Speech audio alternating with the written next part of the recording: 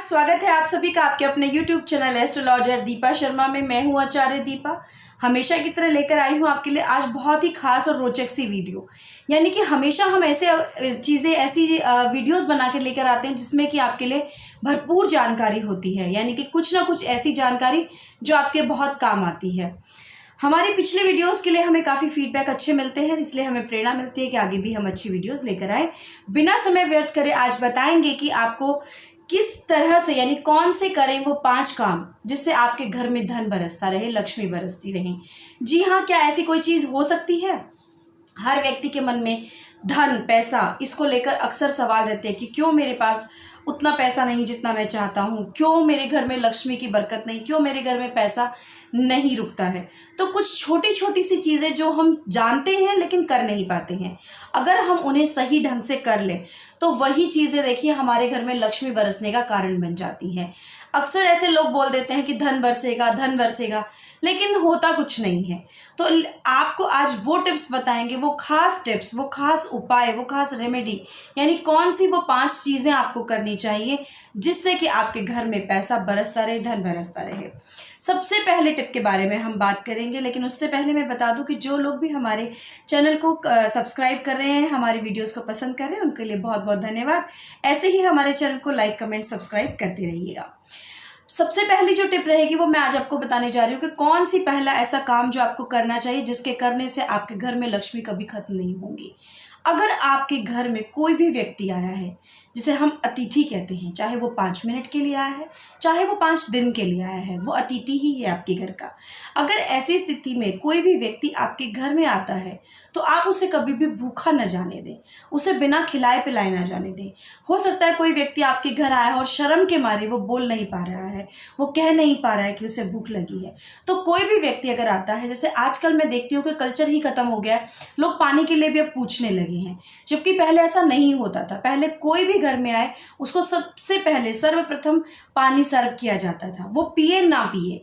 लेकिन क्योंकि आज लोग बहुत ज़्यादा एडवांस हो गए हैं, मॉडर्न हो गए हैं, तो सबसे पहले पूछते हैं पानी लाऊं, पानी पिएंगे? ऐसा आपको नहीं करना चाहिए।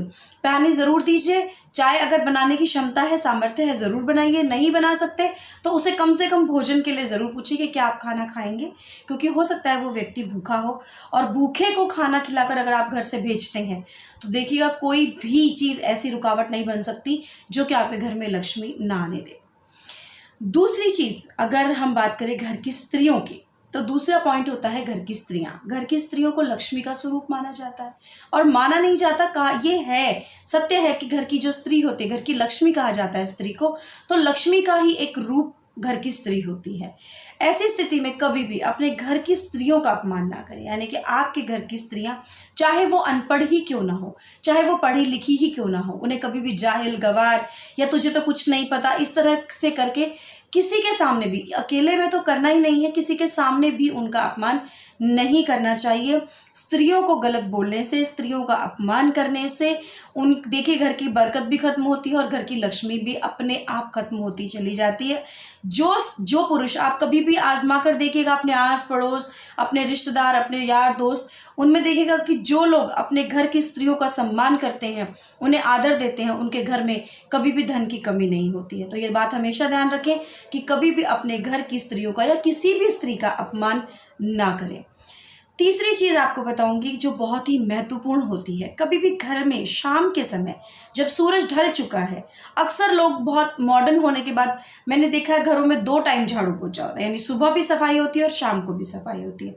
बहुत अच्छी बात है, करनी भी चाहिए। सफाई करना एक बहुत अच्छी चीज़ है, हाइजीनिक रहता है। लेकिन दिन ढलने के बाद, यानी सूर्य अस्त होने के बाद, आपको कभी भी घर में झाड़ू लगा के कूड़ा बाहर नहीं फेंकना चाहिए। कभी भी शाम के समय सूर्यास्त के बाद, या शास्त्र विदित बात मैं आपको बता रही हूँ कि कभी भी शाम के समय सूर्यास्त के बाद घर में झाड़ू लगाने के बाद कूड़ा बाहर नहीं फेंकना चाहिए। इससे भी आपके घर की लक्ष्मी खत्म होती है, जाती हैं, रुष्ट होती हैं।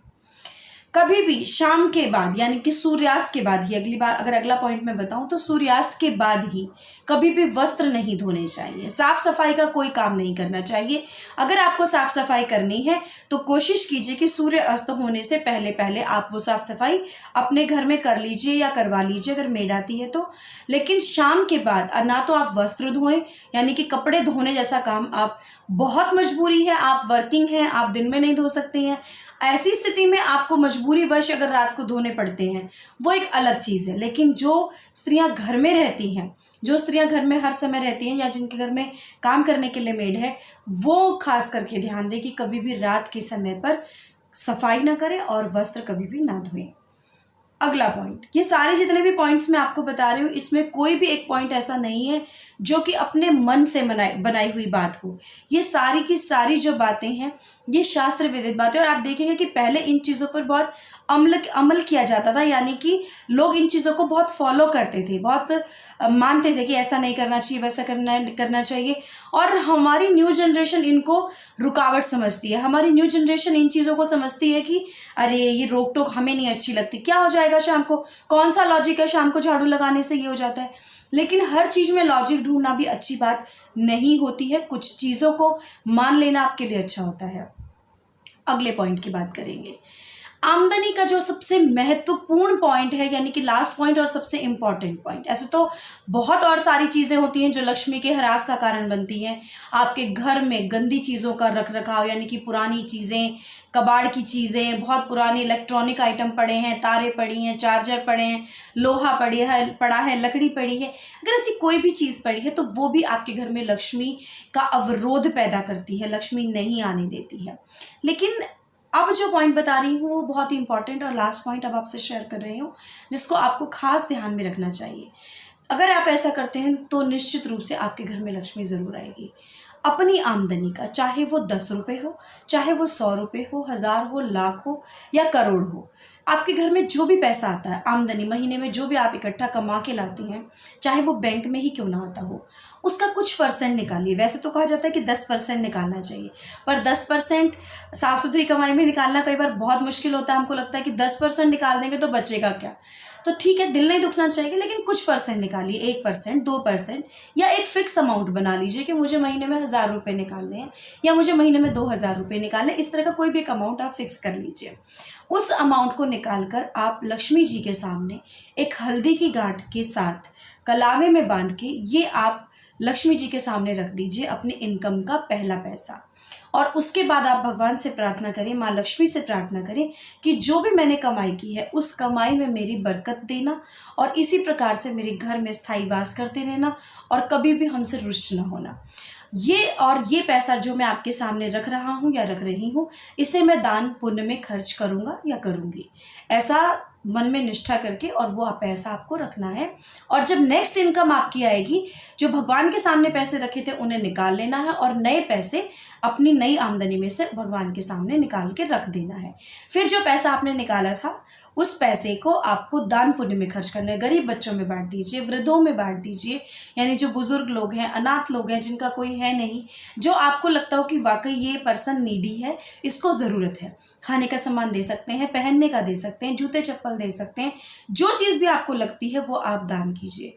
और फिर आप देखिएगा कि आपकी आमदनी में दिन दुगनी और रात चौगनी तरक्की होनी शुरू हो जाएगी, क्योंकि जब आप इस तरह से दान पुण्य करते हैं, गरीबों की सहायता करते हैं, या फिर आप कोई भी अपने दिल से दान पुण्य का काम करते हैं, खाना पीना या कुछ भी इस तरह की चीज़, या गरीब बच्चों में बांटते हैं, तो देखिएगा कि माँ लक्ष्मी आप पर किस प्रकार से प्रसन्न होती है। ये छोटे छोटे से पॉइंट्स हैं, बहुत ज़्यादा डिफ़िकल्ट नहीं है, लेकिन इन छोटे छोटे पॉइंट से आप बहुत कुछ कर सकते हैं। देखिए, आपके घर में बहुत लक्ष्मी की वर्षा हो सकती है और हमारी यही शुभकामनाएं रहती हैं कि आपके घर में धन की वर्षा होती रहे। और आप हमारे चैनल को इसी तरह लाइक, कमेंट, सब्सक्राइब ज़रूर करते रहिएगा। अगली वीडियो में फिर कुछ ऐसी ही खास टिप्स, कुछ ऐसे ही उपाय लेकर ज़रूर लौटेंगे। इन उपायों को ज़रूर कीजिए, बहुत छोटे छोटे और आसान उपाय हैं, इसमें आपका कोई पैसा खर्च नहीं हो रहा है। अगर आप ये करेंगे और करने के बाद देखिएगा रिजल्ट्स आपको कितनी जल्दी मिलने शुरू हो जाते हैं। इसी शुभकामना के साथ फिर मिलेंगे आपसे अगली वीडियो में। तब तक के लिए खुश रहें, स्वस्थ रहें। जय माँ लक्ष्मी।